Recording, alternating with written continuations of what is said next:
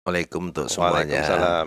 Kita undang pendengar juga bergabung bersama kita ya, Pak Nur Iya, Wahid ya. Silakan silakan. pendengar, nanti Anda bisa bergabung bersama kami di 021 352 3172 atau di 021 384 4545 atau di 081 399 399 888. Pak Nur Wahid, ada apa dengan Pancasila di tengah pandemi, radikalisme dan terorisme? Iya.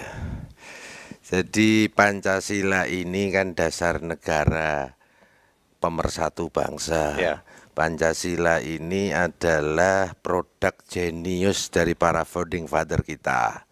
Baik tokoh bangsa, tokoh nasional, maupun para ulama-ulama, tokoh agama yang tidak hanya dengan kemampuan kognisi, ya, tapi juga dengan kemampuan spiritualitasnya sehingga terumuskan Pancasila sebagai ideologi negara.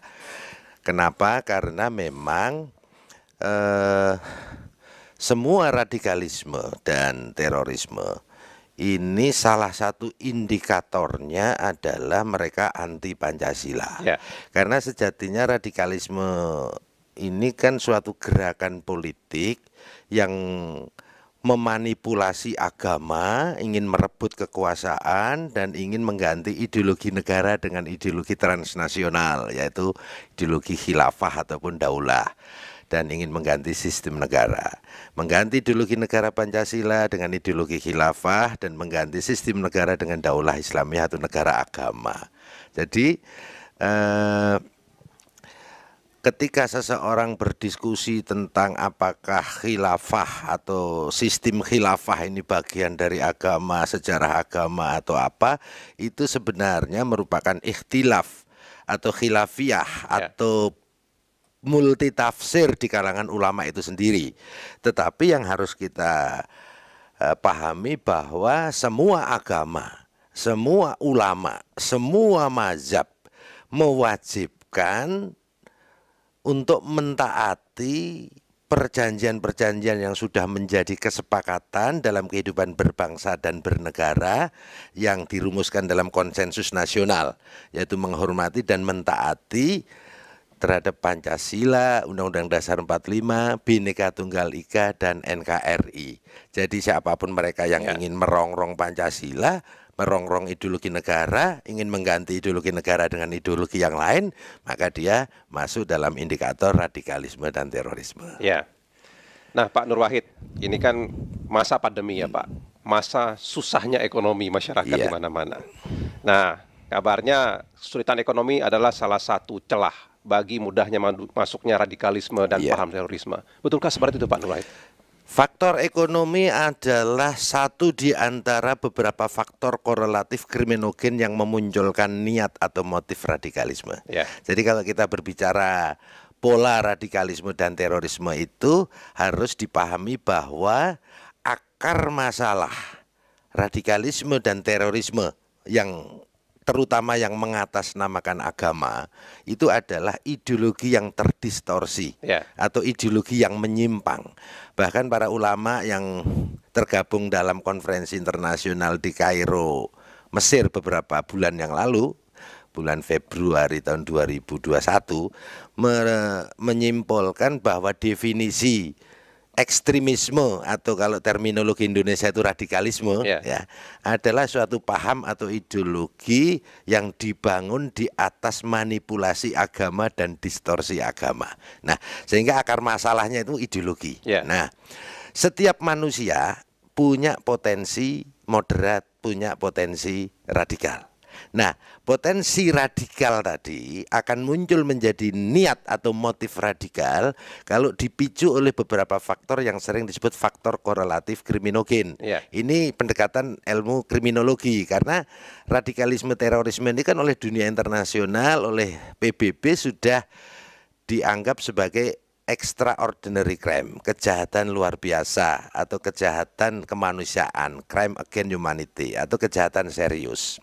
Nah, karena kejahatan teori atau pendekatan yang lebih relevan adalah ilmu kriminologi. ya, Nah, dalam ilmu kriminologi itu kan terjadinya kejahatan itu disebabkan ketemunya antara faktor niat dan faktor kesempatan atau polis hasad. Demikian pula karena radikalisme terorisme adalah kejahatan kemanusiaan, kejahatan serius ya. Maka ini setiap manusia punya potensi jahat, punya potensi radikal. Potensi radikal tadi akan muncul menjadi niat atau motif radikal kalau dipicu oleh beberapa faktor yang namanya faktor korelatif kriminogen. Faktor korelatif kriminogen diantaranya politisasi agama, pemahaman agama yang menyimpang, faktor kekecewaan, ketidakpuasan sosial dan politik, faktor kebencian, dendam, kesenjangan sosial, kesenjangan ekonomi, kemiskinan, dan lain sebagainya. Termasuk faktor lemahnya sistem hukum dan pemerintahan yang relatif lemah ya. Kemudian ketika faktor korelatif kriminogen yang memicu munculnya niat motif radikal tadi ketemu dengan lingkungan atau polis hasad atau kesempatan, yaitu keluarga yang radikal, pengajian yang radikal, ustadz yang konten-kontennya mengajarkan hate speech, radikalisme atau intoleransi. Karena ustadz ini pintu masuk sekaligus pintu keluar radikalisme. Kemudian pergaulan dunia medsos atau dunia maya yang menurut riset konten-konten keagamaannya didominasi oleh konten-konten keagamaan yang intoleran dan radikal. Lebih dari 67% itu. Nah, kemudian ketemu dengan oknum ataupun donatur yang membiayai atau mendonasi ataupun mensupport logistik untuk aksi aktivitas radikalisme dan terorisme. Niat ketemu kesempatan, terjadilah radikalisme dan terorisme. Jadi salah satunya faktor ekonomi. Nah, karena faktor ekonomi di tengah pandemi ini kan masyarakat banyak yang susah, Pak. Apakah ada indikasi memang ada sejumlah pihak-pihak tertentu berupaya masuk lewat jalur di masa pandemi seperti sekarang? Iya. Karena kan radikalisme terorisme dengan mengusung jargon-jargon keagamaan ini kan sejatinya kan gerakan politik yang ingin mengambil kekuasaan, kemudian dengan memanipulasi agama, memanipulasi situasi dengan menyebar hoax, konten hate speech yang ujungnya anti pemerintahan yang sah. Anti di sini adalah bukan berarti oposisi atau kritis ya. Oposisi di era demokrasi boleh ya kan, oposisi yang baik, yang membangun, yang membeli yang mengawasi dan menjadi check and balancing, menjadi keseimbangan. Kritis bagus, tapi kritis yang membangun, yang solutif, yang dengan cara-cara Islami, yang menggunakan akhlak, bukan nyinyir, nyebar hoax, memfitnah, adu domba, provokatif dan lain sebagainya. Jadi momen-momen yang sekiranya membuat distrust terhadap pemerintah, membuat suasana gaduh, membuat suasana konflik, ini memang yang ditunggu dan memang sengaja digelorakan oleh kelompok radikal dan teroris ini. Nah, kemudian langkah dari BNPT, Pak, untuk mencegah itu apa upayanya, Pak? Penanggulangan radikalisme dan terorisme mengatasnamakan apapun itu ya. Yang harus kita pahami bahwa radikalisme dan terorisme ini bukan monopoli setiap agama, enggak. Ini ada di setiap agama, ada di setiap sekte, kelompok, bahkan potensial pada setiap individu manusia. Tidak melihat suku, ras, agama, tidak melihat profesi, tidak melihat kadar intelektualitas seseorang. Ya, contohnya misalnya seorang Abu Bakar Ba'asyir, Oman Abdurrahman, Dr. Ashari, ya kan, Osama bin Laden. Ini juga orang-orang cerdas, bahkan tidak sedikit yang hafal Quran. Orang hafal Quran 30 juz loh, bukan juz 30 ya. Ini kan orang-orang cerdas ini kan. Ya kan, tetapi bisa juga mereka jadi radikal atau teroris dan bukan monopoli satu agama, tidak hanya untuk orang Islam, misalnya separatis KKB itu kan non Islam. Kemudian yang terjadi di mana Kanada ini satu keluarga Muslim ditabrak pakai kendaraan, ini yang radikal juga non Muslim, oknum yang beragama Nasrani. Kemudian ada seorang oknum biksu di Myanmar yang rasis, yang nyebar hoax, yang nyebar konten-konten hate speech sehingga banyak atau ribuan muslim terusir dari tempat tinggalnya. Ini otomatis juga yang radikal bukan orang Islam tapi oknum yang beragama Buddha dan lain sebagainya dan lain sebagainya. Artinya ini potensial pada setiap individu manusia. Nah, penanggulangannya harus dilakukan dengan holistik ya. Mulai dari hulu sampai hilir. Hulunya adalah pencegahan. hilirnya adalah penindakan atau law enforcement, penegakan hukum. Nah, pencegahannya ini menurut undang-undang diamanahkan dengan 3 strategi. Strategi yang pertama adalah kesiapsiagaan nasional. Kesiapsiagaan nasional di sini tidak hanya kesiapsiagaan fisik, anggaran, manajemen, pasukan, tidak hanya itu, tetapi juga kesiapsiagaan ideologi. Ya. Karena akar masalah radikal terorisme ini kan ideologi yang menyimpang. Maka masyarakat yang mayoritas moderat itu diberikan vaksinasi ideologi dengan karakter building, moderasi beragama, agama yang dipahami secara kafah. Kalau orang Islam dengan pendekatan tasawuf agama, kalau orang Kristen atau Nasrani dengan retreat, kalau orang Hindu dengan pembangunan jiwa, pembersihan hati, jiwa dengan meditasi dan lain sebagainya. Kemudian dengan kontraradikalisasi. Kontraradikalisasi ini isinya kontra ideologi, kontra narasi, dan kontra propaganda. Nah, yang terakhir, yang ketiga strateginya adalah deradikalisasi. Ya. Deradikalisasi ini adalah upaya atau proses untuk mengembalikan seseorang yang terpapar paham radikal menjadi moderat, minimal mengurangi kadar atau tingkat keterpaparannya. Nah, deradikalisasi ini diperuntukkan untuk mereka yang sudah high level, keterpaparannya itu akut, tingkat tinggi. Ya, mereka yang sudah menjadi tersangka, terdakwa, terpidana, narapidana tindak pidana terorisme ataupun mantan narapidana tindak pidana terorisme yang belum sadar, yang belum moderat. Nah, di dalam deradikalisasi ini isinya ada 3 program, yaitu program rehabilitasi, ideologinya direhabilitasi, kemudian program reedukasi, diberikan pendidikan, keterampilan psikomotoris, ya kan? Nah, kemudian yang ketiga program reintegrasi sosial, supaya nanti dia kalau sudah lepas, bebas dari hukuman, nah itu bisa berinteraksi, beradaptasi secara sosial kepada masyarakat. Saya kira gitu. Ya, kita undang pendengar juga ya Pak Ya. Nur Wahid ya. Silakan Anda bisa bergabung bersama kami di 021 352 3172 atau di 021 384 4545 atau di 081 399 399 888. Saya masih bersama dengan Direktur Pencegahan Badan Nasional Penanggulangan Terorisme Brigjen Polisi R. Ahmad Nur Wahid.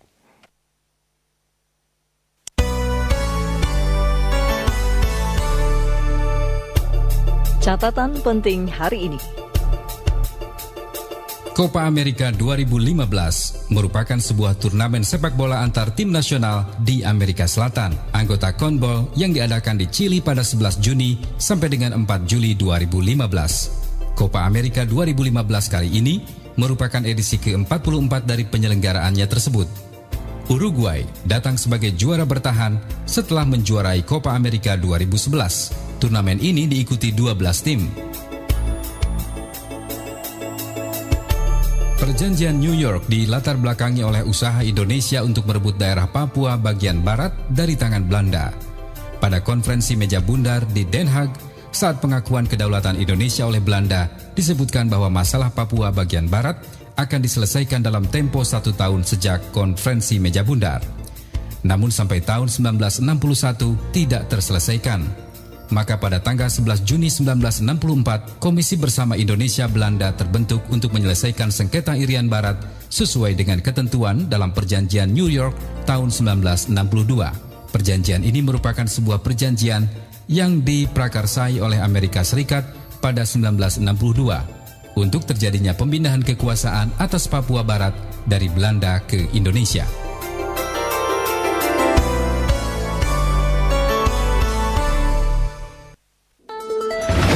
Program yang sedang Anda dengarkan ini disiarkan Pro 3 RRI, Radio Berita Berjaringan Nasional dalam sesi Indonesia Menyapa Petang. Indonesia Menyapa.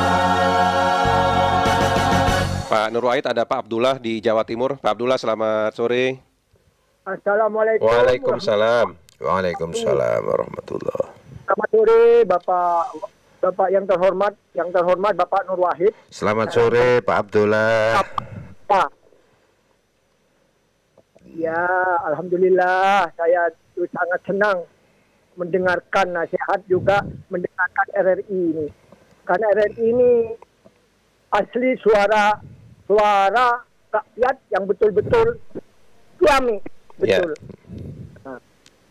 Begini Pak Nur Wahid yang saya hormati, saya Ahmad Abdullah ya, pendengar setia RRI ya, ingin bertanya,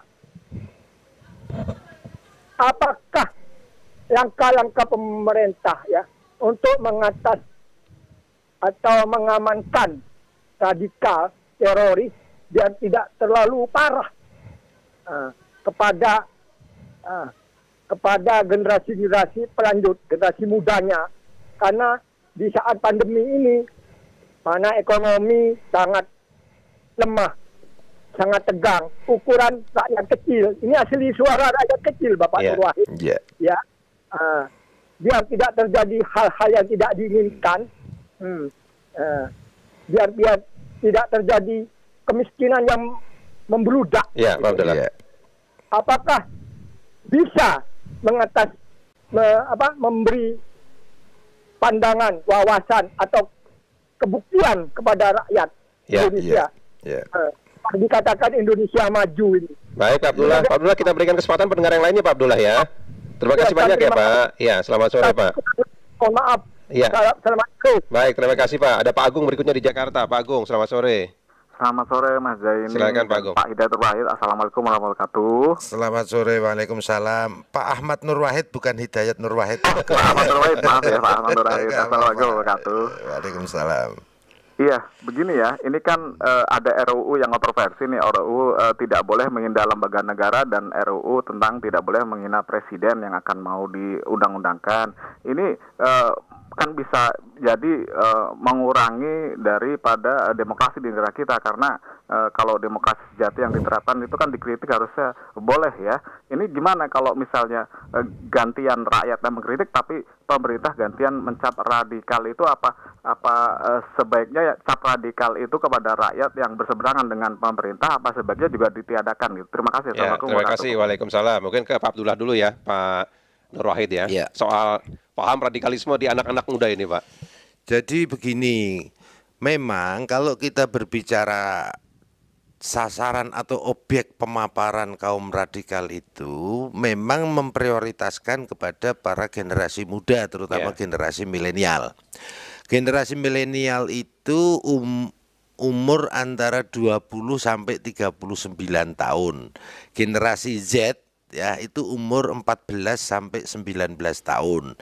Generasi X itu kayak saya, kayak Pak ini sudah mungkin umur 40 sampai 55 ya. Nah, langkah-langkah untuk menanggulangi terutama paham radikal di kalangan anak muda, tentu saja dengan moderasi berbangsa, moderasi beragama. Kita pahamkan kepada anak muda, karena begini, kenapa sih kok anak muda yang disasar? Pertama, anak muda terutama generasi milenial ini kan giroh keagamaannya kan tinggi, semangat keagamanya masih tinggi, sementara stabilitas ataupun emosionalnya masih tumbuh dan berkembang dan belum stabil, pemahaman keagamaannya juga baru tumbuh dan berkembang, masih dalam proses kematangan. Kemudian anak-anak muda itu sering mencari tantangan, hal-hal yang baru, kemudian cenderung lebih mudah dipengaruhi karena tadi tantangan hal-hal yang baru tadi. Itu yang pertama. Yang kedua, anak-anak muda ini memang oleh kelompok radikal ini dipersiapkan karena memiliki long term ya, istilahnya masa panjang, dengan harapan nanti generasi muda ini yang kalau perjuangan mereka yang ingin merebut kekuasaan, ingin mengganti ideologi negara dengan ideologi transnasional tadi berhasil lah, itu nanti anak-anak muda ini yang akan ditempatkan untuk mengisi pemerintahan khilafah atau daulah yang menurut versi mereka itu. Itu yang pertama. Yang kedua itu ya. Nah, kemudian moderasi beragama itu bagaimana? Nah, anak-anak muda ini kan masih banyak yang masih proses belajar, masih proses mencari jati diri, eksistensi diri, ya kan? Maka solusinya, karena pintu masuk dan pintu keluar radikalisme dan terorisme itu utamanya adalah tokoh agama. Dalam konteks ini para ustadz. Kalau ustadznya itu itu baik, moderat, rahmatan lil alamin, akhlakul karimah, maka jamaahnya juga akan ngikut. Ya. Tetapi kalau ustadznya intoleran, radikal, maka kecenderungan umat atau jamaahnya akan ikut. Sehingga bagi mereka anak-anak muda itu hindari untuk memfollow, mengikuti ustadz-ustadz yang intoleran dan radikal. Ingat bahwa radikalisme dan terorisme mengatasnamakan agama ini adalah musuh agama dan musuh negara.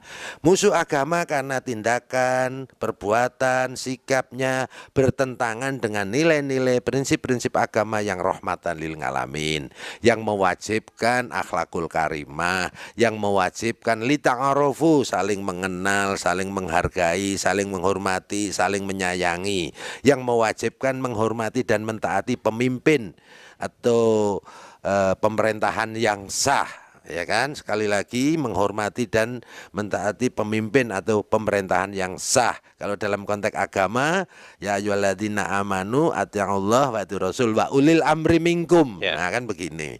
Nah, kemudian juga menimbulkan radikalisme dan terorisme mengatasnamakan agama ini menimbulkan fitnah di dalam agama, memecah belah umat beragama dan menimbulkan fobia, ketakutan terhadap agama itu sendiri.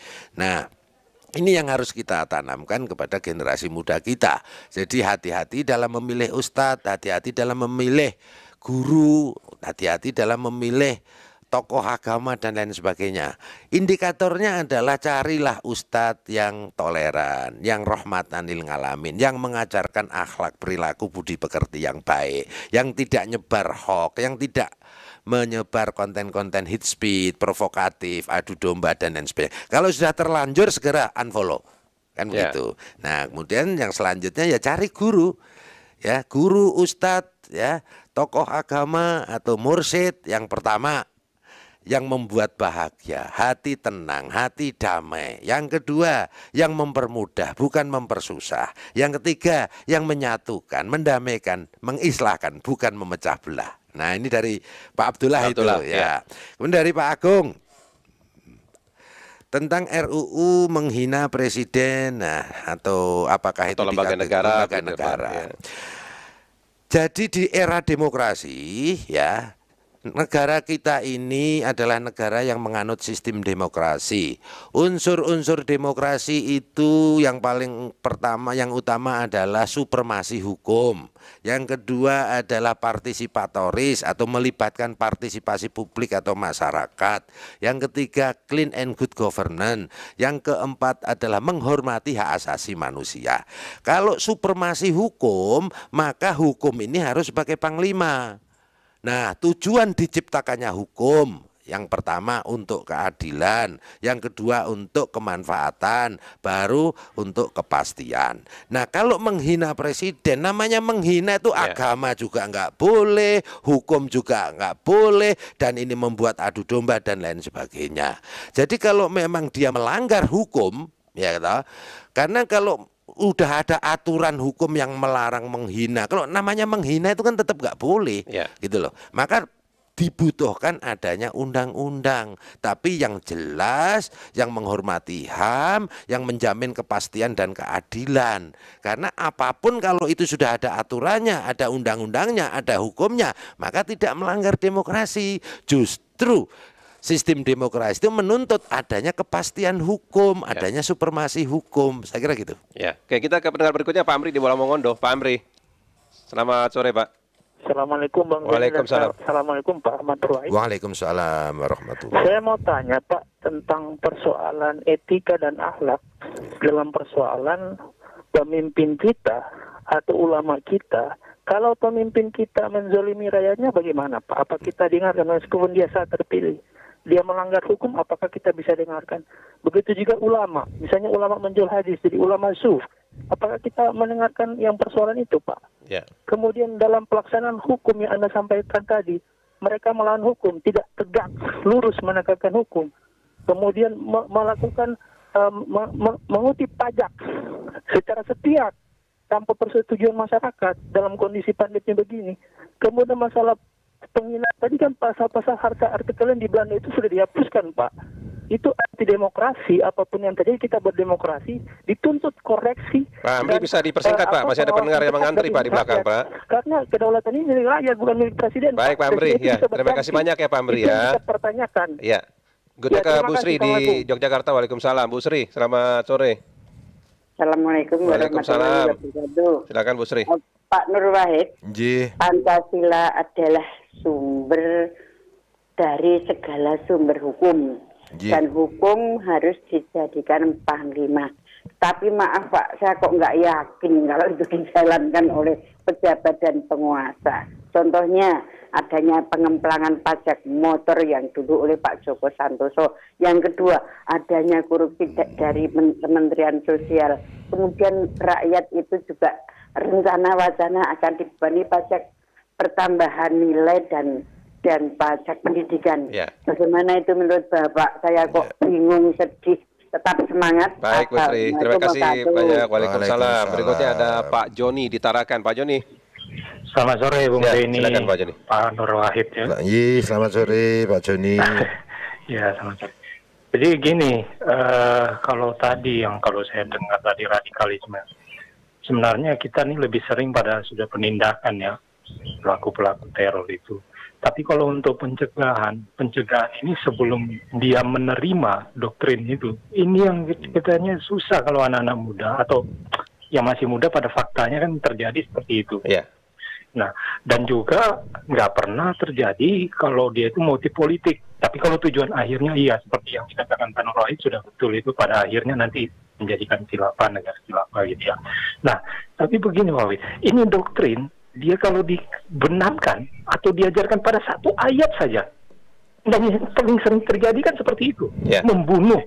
Itu kan sangat-sangat radikal sekali, bahaya sekali itu. Itu bagaimana caranya kita? Baik, padahal itu dalam kitab suci, nggak bisa kita hilangkan. Terima kasih. Terima kasih Pak Joni ya. Mungkin bisa dijawab dulu. Tiga pendengar tadi, Pak Nur Wahid, silakan. Baik, makasih Pak Amri. Etika, akhlak dan lain sebagainya, itulah yang sering saya sebut bahwa radikalisme dan terorisme khususnya yang mengatasnamakan agama sejatinya adalah cermin krisis spiritualitas dalam beragama. Karena dalam beragama ini kalau orang radikal itu selalu menganggap pilarnya itu rukun iman, rukun Islam dan rukun jihad. Ini untuk konteks yang mengatasnamakan Islam, ya.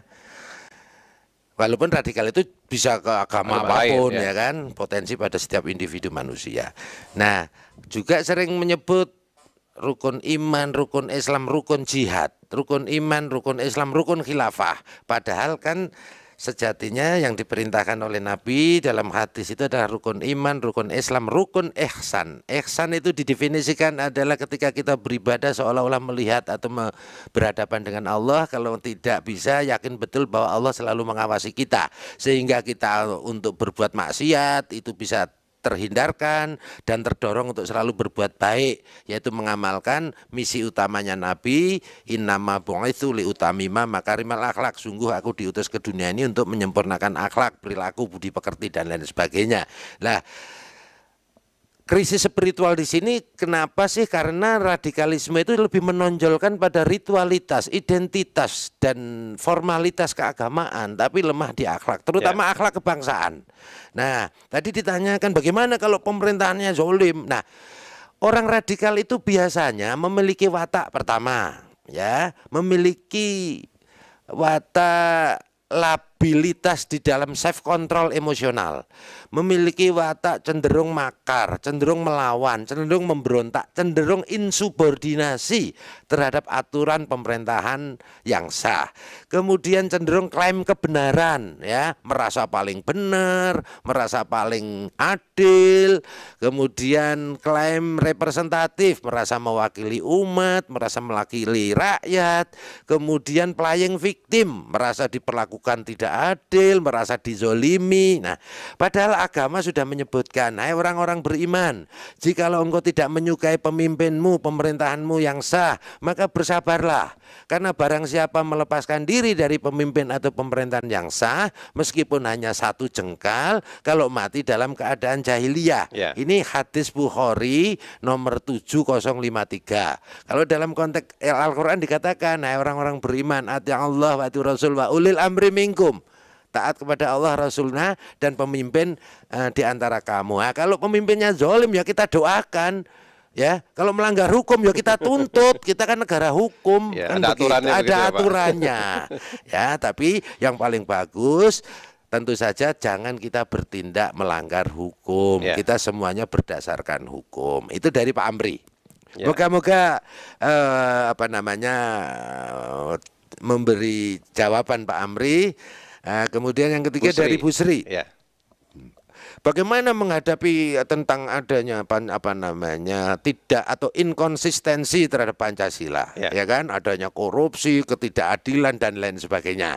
Nah, ini pentingnya kita di dalam memahami segala sesuatu, terutama di era digitalisasi, media, dunia maya. Ini konten-kontennya kan liar banget. Ya. Untuk konten keagamaan pun hasil riset atau survei beberapa waktu yang lalu dari beberapa lembaga survei itu menunjukkan lebih dari 67% didominasi oleh konten-konten keagamaan yang intoleran dan radikal. Kemudian banyak juga sebaran hoax, sebaran fitnah. Ini kita harus hati-hati, betul. Makanya kalau konteks orang Islam, ya itu kan sudah ada di ini mohon maaf ini karena berbicara radikalisme, terorisme, mengatasnamakan agama, maka saya izinkan untuk melakukan pendekatan dengan nukil ayat ya agama ya supaya inilah istilahnya begini ya. Jadi kalau kita misalnya ingin mengkritisi boleh, kita sebagai rakyat di negara demokrasi, di negara Pancasila itu wajib kritis karena kita punya hak. Kalau kita melihat kemaksiatan, kezoliman, kita kritisi. Tetapi kritis yang membangun, yang memberi solusi, yang islami, yang sesuai dengan akhlak-akhlak mulia, budi pekerti yang baik. Bukan nyebar hoax, bukan tadi klaim kebenaran, ya kan? Nggak boleh. Nah, dan kita harus bisa memilih dan memilah berita-berita. La khaira fi katsirin min ajwahum ila man amara bi shadaqatin au ma'rufin au islahim bainan nas. Ini surat An-Nisa ayat 114. Tidak ada kebaikan, tidak ada kebenaran, tidak ada kemanfaatan dari pembicaraan-pembicaraan rahasia, bisikan-bisikan, konten-konten di media, ya kan?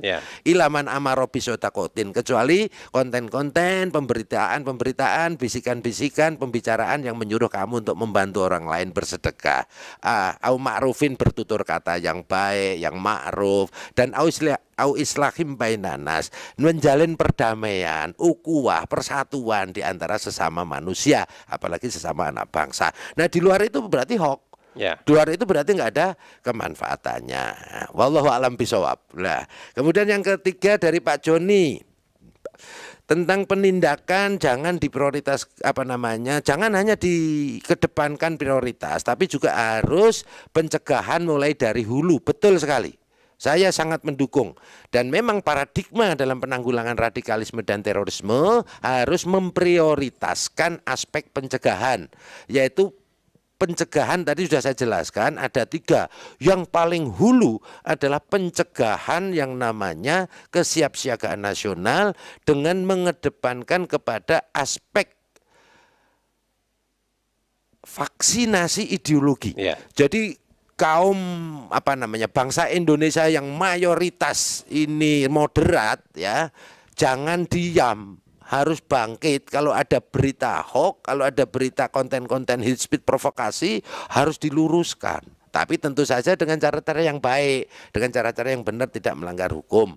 Nah, kemudian dengan cara-cara akhlakul karimah, dengan budi pekerti, dengan karakter building. Nah, memang ya fase-fase dalam dalam meradikalisasi itu mulai dari fase dibuat simpatik dulu. Ya, setelah simpatik kemudian nanti hal-hal yang sifatnya fikihiyah. Ya, kalau sudah simpatik ini halal, ini haram, ini bid'ah, ini sesat, ya. Kemudian setelah itu ada dimunculkan distrust atau kebencian terhadap negara, kebencian terhadap pemerintahan yang sah. Nah, setelah itu akan muncul fanatik yang berlebihan. Begitu fanatik yang berlebihan maka meningkat menjadi taklid. Taklid itu taat dan patuh nur servo. Pokoknya apa kata ustadz, apa kata pemimpinnya, wah itu ditaati meskipun harus memberontak, harus melawan hukum dan lain sebagainya. Nah ini memang menjadi kendala dan menjadi tugas kami semuanya dan kita semuanya. Maka ini diperlukan kontraradikalisasi berupa kontra ideologi, kontra narasi dan kontra propaganda.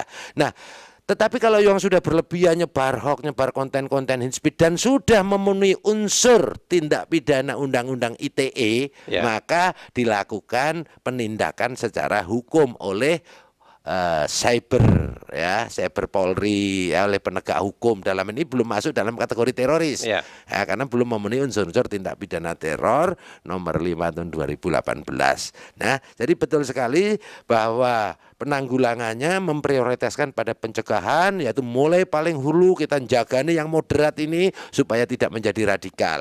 Yang radikal kadar rendah menengah supaya sembuh, sadar, atau kalau bahasa saya OTG nih, ya kan, supaya tidak meningkat menjadi tinggi keterpaparannya dan tidak bergabung dengan jaringan teror. Nah, bagi mereka yang sudah high level, keterpaparannya sudah parah, sudah masuk jaringan teror, maka itu menjadi tugas Densus dan BNPT. Saya kira gitu. Nah, Pak, ini kan agak membingungkan juga ya, kalau kita lihat dari sila-sila Pancasila, dari sila 1 sampai sila ke-5, belum lagi penjelasannya begitu, Pak. Saya ingat banget kalau dulu ikut penataran P4 itu, kayak sudah lengkap banget begitu, Pak, untuk kehidupan berbangsa bernegara kita begitu. Tapi kenapa ya ada oknum-oknum tertentu yang ingin mengganti Pancasila dengan ideologi lain begitu? Dulu ketika orang ditanamkan nilai-nilai Pancasila ketika zaman kita dulu, itu kan dengan pendekatan doktrin.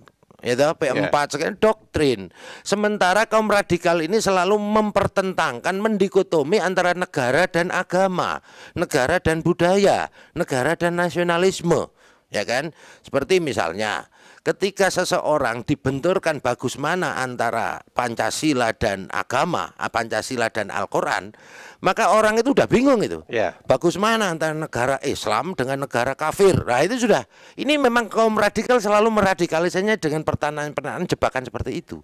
Makanya ketika kemarin ada rame-rame isu tentang TWK itu sebenarnya bagus juga untuk mengukur sejauh mana seseorang itu potensi terpapar gitu loh.